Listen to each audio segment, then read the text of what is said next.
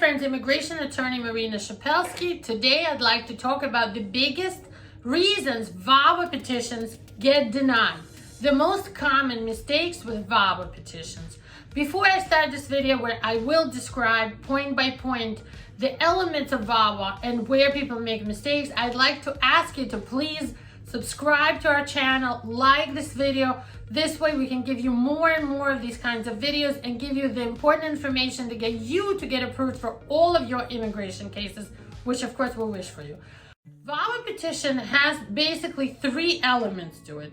First, you have to prove joint documents. You have to prove that this marriage was a real marriage, entered to create a family together. So the bona fides or the proofs of the marriage are any joint documents proving you lived together with your US citizen or green card holder spouse in the past or even now. Sometimes people file, and that's okay, while they're still living with their abusive spouse. Number two element is the abuse, of course. So you have to prove that you were abused, whether the police were called and you have orders of protection, but not everyone does. So we get a psychologist evaluation, we get witness letters, we get anything like you changed the locks when he ran away after hitting you or doing something bad to you. Anything that you can use to prove the abuse is okay. And number three element is good moral character of you. In other words, any place where you lived for at least 6 months, if you're filing more than 3 years since you've been in America, any state, any locality, you have to provide a police clearance.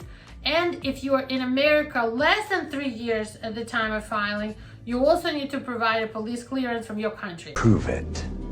And besides the police clearances, for moral character, you can include anything about yourself, volunteering in charity organizations. Maybe you helped a homeless organization, or maybe you helped things on Thanksgiving in some soup kitchen, or maybe you attend church and your pastor, or like if you attend a mosque, your mullah can write you a letter saying you're part of the church, you're a good moral person, you help others, you're in the community, people like you, you're a good, trustworthy, moral person.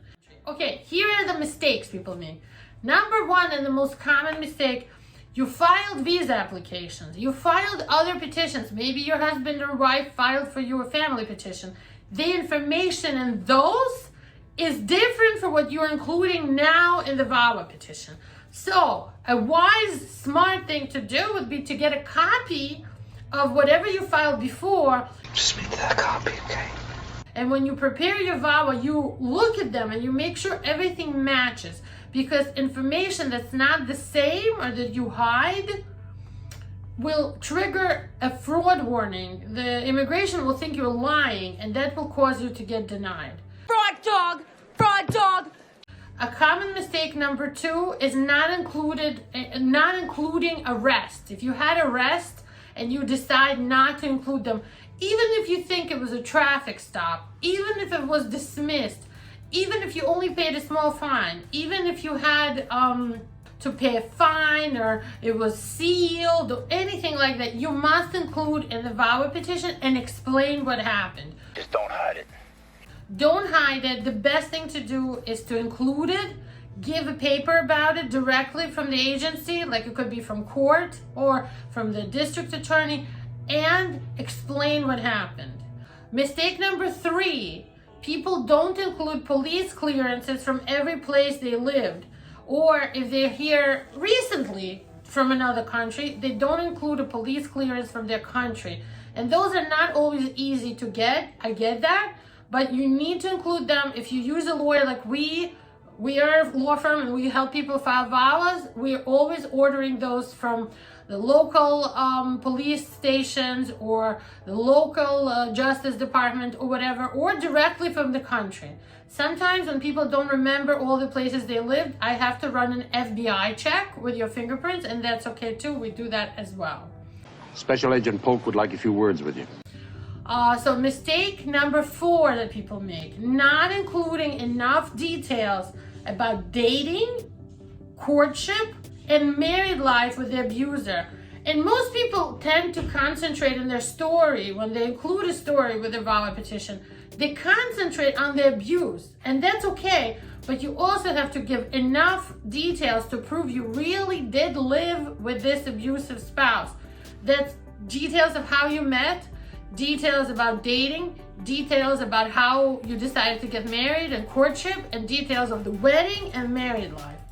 And also, it's really a good idea if you're not living together anymore and it's just been terrible and all kinds of bad things happened, to file for a divorce based on the abuse, to file for a divorce if your state allows it for cruelty. That's really good, and it's going to help your case tremendously. In many cases, the only thing I had to prove the abuse was the story, the psychologist evaluation, and the divorce complaint.